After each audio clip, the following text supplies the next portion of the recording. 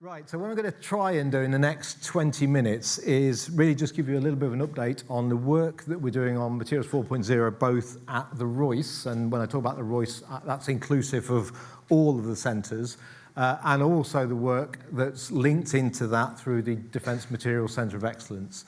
So I think going back to first thing this morning, I think we've established that we now have a National Materials Innovation Strategy that came out in January, facilitated by Royce, ScotChem and others, but obviously coordinating on behalf of the community.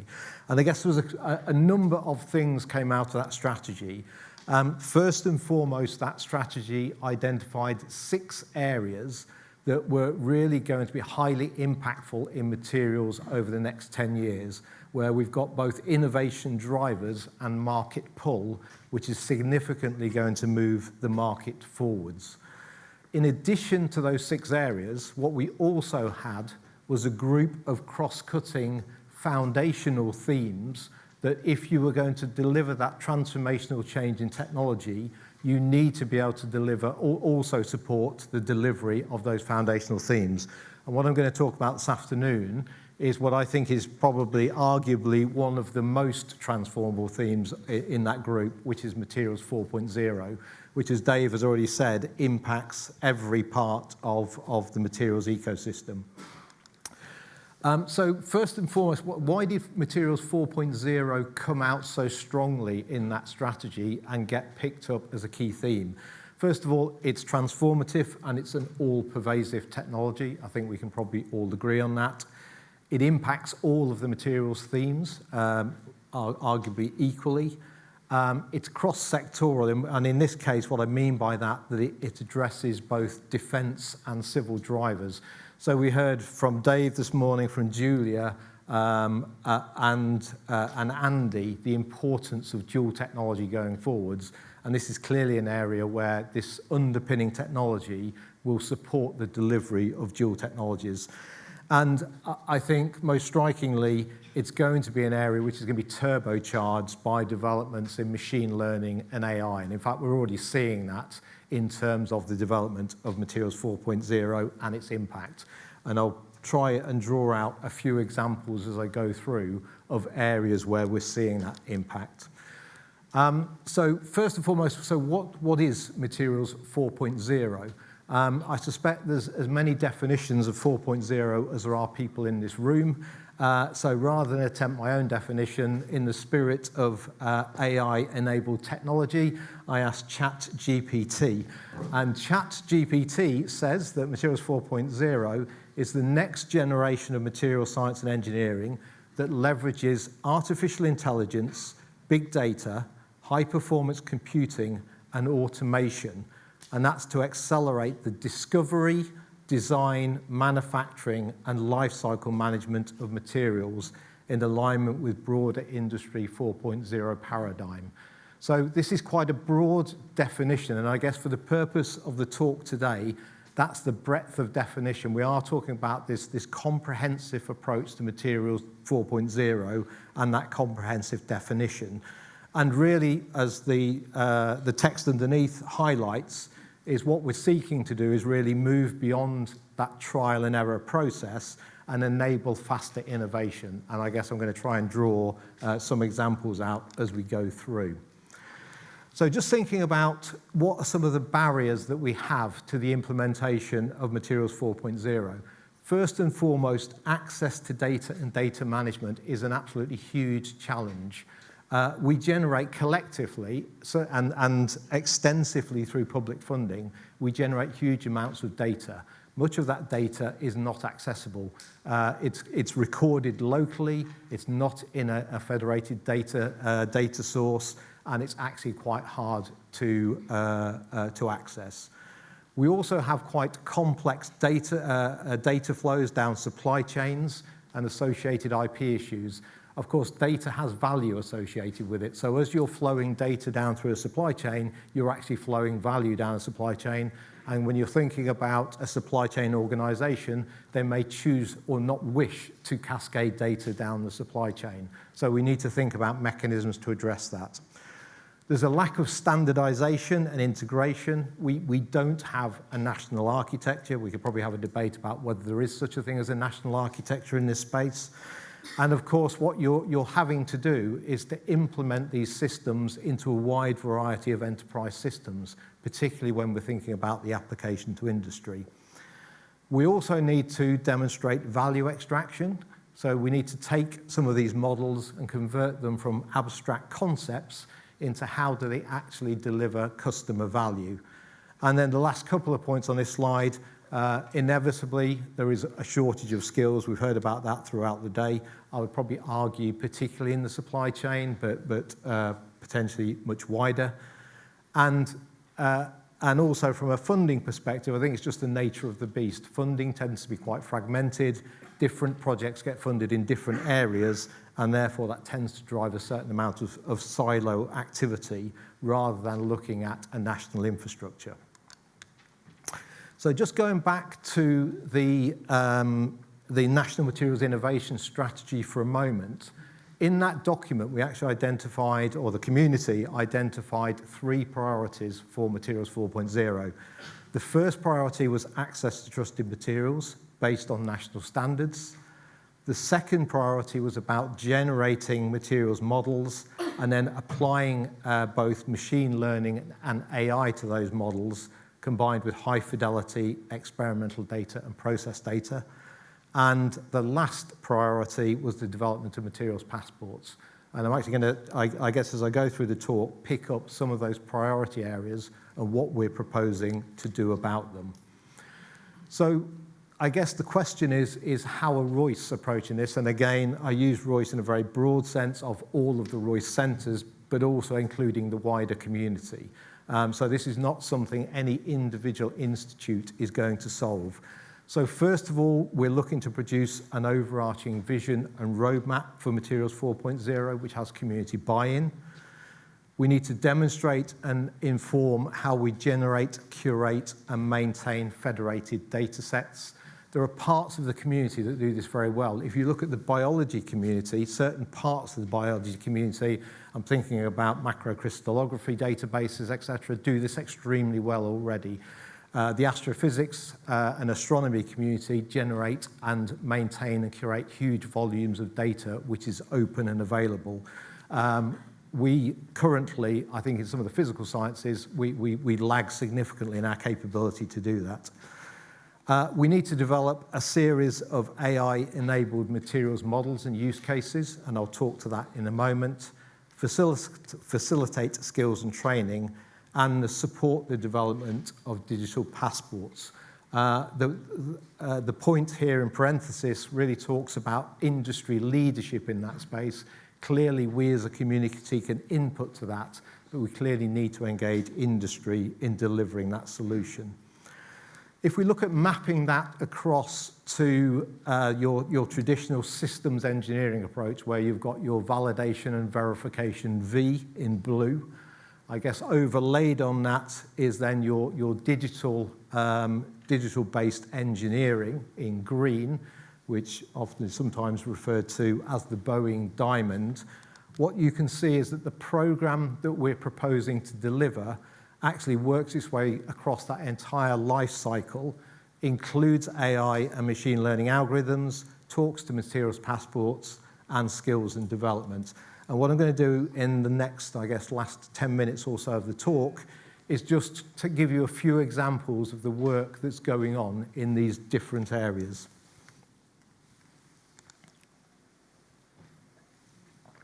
So recently, Jackie Cole joined the Royce as a part-time secondment. So Jackie is our Materials 4.0 champion. It's unfortunate she couldn't be with us today. So one of the first things that we did as Royce is actually set up a repository for AI models and some of the algorithms which are being developed in this space, and also to provide linkages to wider open source data models which are available.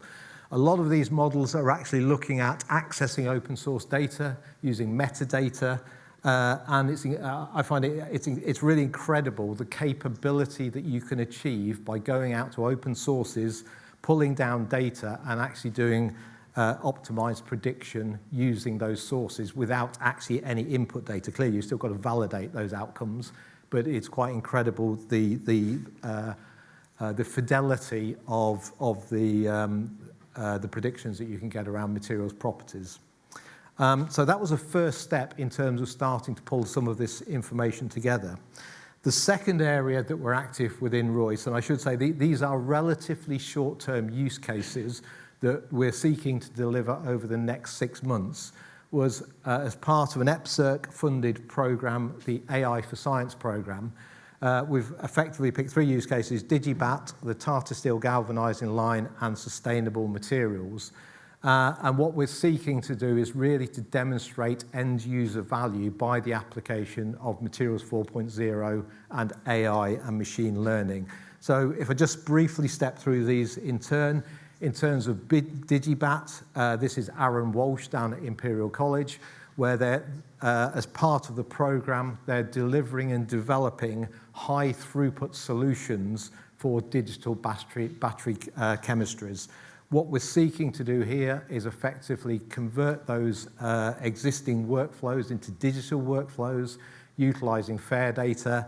Actually, this is linked through into one of the European digital FAIR programs as well, and demonstrate that we can actually fully automate that process where you've got an automated AI feedback loop actually optimizing the solution without input from the scientists. The second example is very much focused on an industrial application. This is the Tata Steel galvanizing line at Llanwern. So currently, Tata Steel in Llanwern produces about 600,000 tons of strip each year. Much of that strip is galvanized, going into automotive solutions. At the moment, those lines, it's heavily automated, it's heavily instrumented, and it does generate 50 million data points per month comes off those lines. But there's actually quite a lot of intervention still required in terms of optimizing the coatings. So what we're seeking to do through this program is take all that output data, overlay an AI and machine learning model, and once again demonstrate that you can optimize the intervention without requiring actual physical intervention by production line staff. And the third case study is around sustainable materials. So this is Cambridge and Manchester. I should have said before that was Cambridge and Tata Steel, the second example. The last one is Cambridge and Manchester with Tom MacDonald.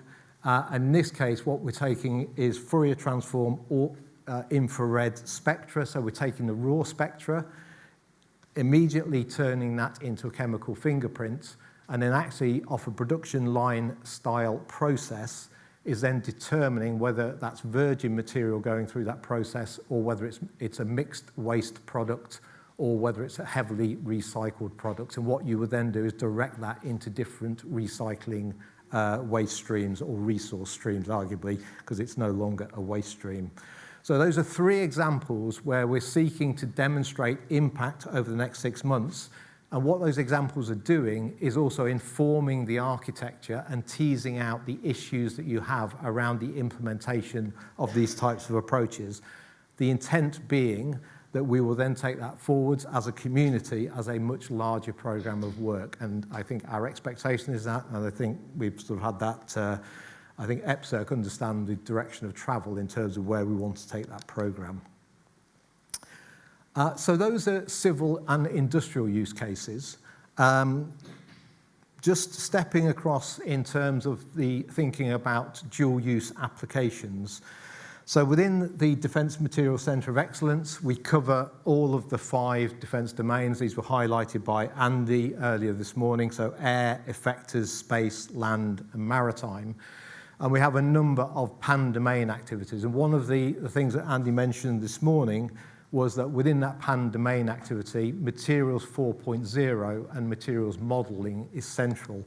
And it's no great surprise that when we look at each of those domain areas, materials simulation and modelling and Materials 4.0, which includes AI and machine learning, applies extensively to all of those areas. So what we're seeking to do on the defence side as part of the DMEX programme, we're currently working with Fraser-Nash to outline the forward program, but this will then become a series of activities led by different institutions, is to highlight 5 use cases. So those use cases, we're actually applying all of them in the air domain in the first instance, really as a proof of concept, which we will then read across to other domains.